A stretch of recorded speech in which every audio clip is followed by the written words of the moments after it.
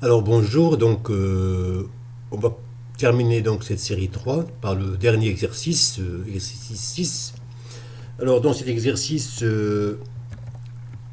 on va chercher donc la formule développée d'un carbure A, un hydrocarbure A, de formule brute C8H10, sachant que si on fait la mononitration de A, on obtient un seul dérivé B. Si on fait l'hydrogénation catalytique de A, on obtient un produit de formule brute C8H16. Si on fait l'action d'une mole de Cl2 sur une mole de A, soit donc en présence de H nu ou bien AlCl3, on obtient un dérivé monochloré D et un autre produit donc monochloré E. L'oxydation de A par le permanganate de potassium concentré à chaud fournit un diacide. Voilà, donc on va partir de ces données-là. Donc on a comme donnée la formule brute de A et on a comme donnée ces réactions-là. Comment on peut exploiter ces données pour trouver la structure de A? Alors, lorsqu'on a une formule brute, qu'est-ce qu'on fait? Alors, la première chose, lorsqu'on a une formule brute d'un composé, on calcule le degré d'insaturation. Alors, donc on demande donc premièrement d'écrire les diverses réactions donnant les structures de A à F et expliquer la formation de DE. Très bien. Alors, la première chose, donc on a dit qu'on va chercher donc calculer plutôt le degré d'insaturation. Alors, le degré d'insaturation, x moins y sur 2 plus t sur 2 plus 1, donc on applique la formule, donc on trouve 4 insaturations.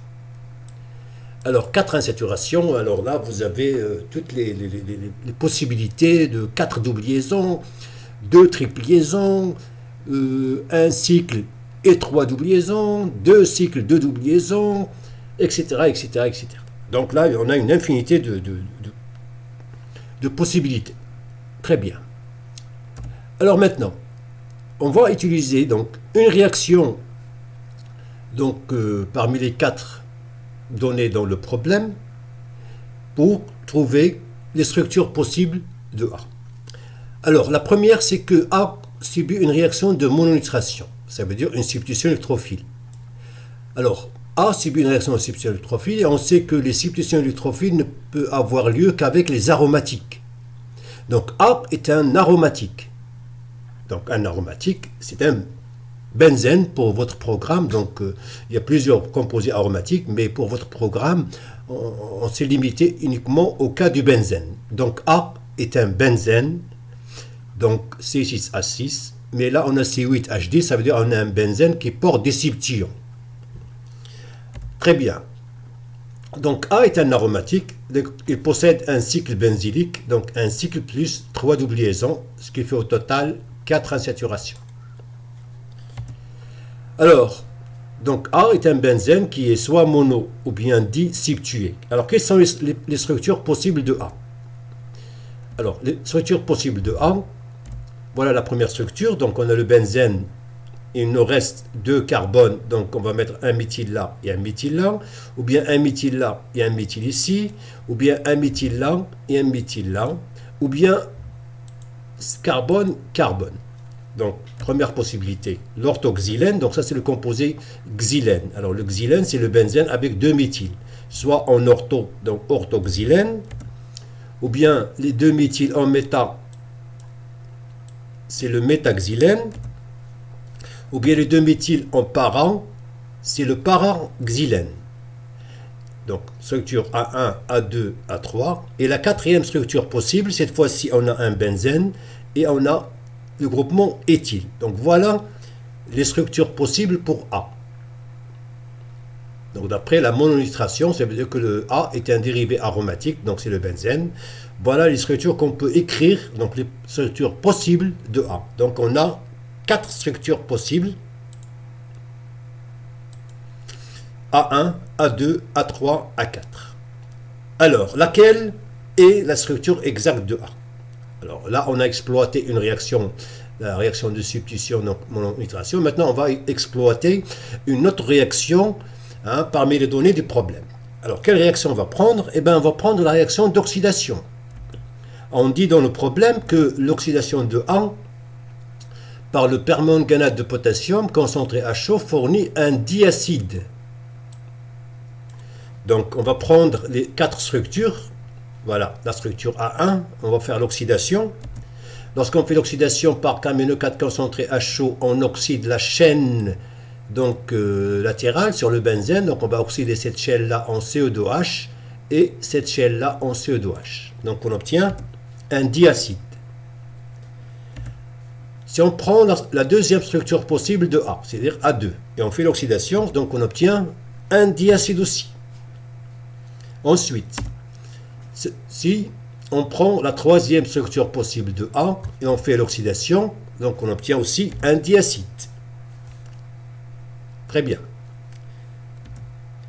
Si on prend la quatrième structure possible de A et on fait l'oxydation, cette fois-ci, on obtient un monoacide.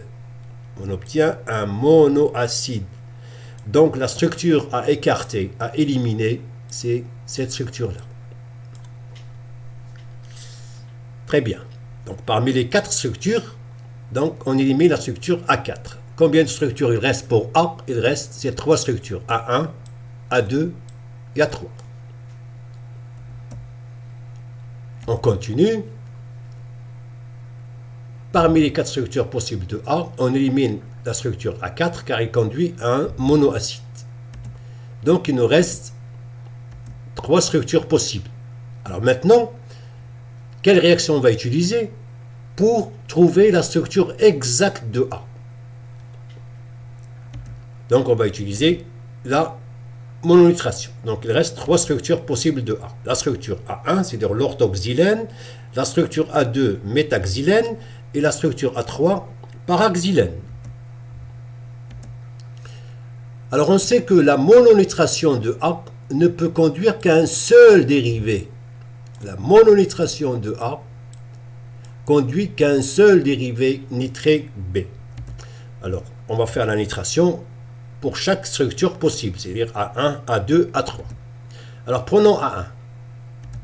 Alors si on fait la nitration, on sait ici que le CH3 il est ortho-paradélecteur, donc il oriente en ortho et para, donc cette position-là déjà occupée. L'autre CH3 il oriente aussi en ortho et para, donc là combien de possibilités on a? Donc soit on fixe là, soit on fixe ici, puisque là on a quelque chose de symétrique. 2 structures possibles. Donc la mononitration de A1 conduit à 2 composés. Donc on a 2 dérivés mononitrés. Donc A1 à éliminer. Voilà. On prend A2. On fait pareil. Donc on a CH3 et CH3. On fait la mononitration. CH3 oriente en ortho et para. Donc le CH3 en rouge oriente en ortho et para. Le CH3 en noir oriente en ortho et para. Donc alors là, on a combien de possibilités? Alors là, il faut faire attention. Alors là, on remarque que la structure, on a une symétrie là. Donc là, on a une symétrie. Donc on a 2 possibilités. Soit cette position-là, ou bien cette position-là. Donc on obtient 2 dérivés. Si on fixe NO2 là, on obtient ce composé. Si on fixe NO2 là, on a ce composé. Donc on obtient 2 dérivés mononitrés. Donc la structure A2 à écarter. On passe à la dernière structure A3 et on fait la mononitration. Pareil, CH3 en rouge oriente en ortho et para. Donc para déjà occupé par ce CH3. Prenons maintenant le CH3 noir, il oriente en ortho et para. Alors on a combien de possibilités? Alors là il faut faire attention. C'est vrai, cette position-là et cette position ils sont symétriques. Parce que la molécule possède un axe de symétrie là et un arc de symétrie là. Donc, on n'a qu'une seule possibilité. Donc, on a un seul dérivé NO2 fixé ici, puisque cette position-là, c'est symétrique. Donc là, on obtient un seul dérivé mononitré. Et bien, c'est le dérivé B qu'on cherche. Donc, la structure exacte de A, c'est le paraxylène avec CH3 et CH3 en position para. Alors là, donc on termine. Donc la structure exacte de A, la voilà, avec le 2-méthyl en para. Donc si on fait la mononitration, donc on obtient un dérivé mononitré, c'est B. Si on fait l'hydrogénation catalytique, donc on va saturer les 3 doubles liaisons.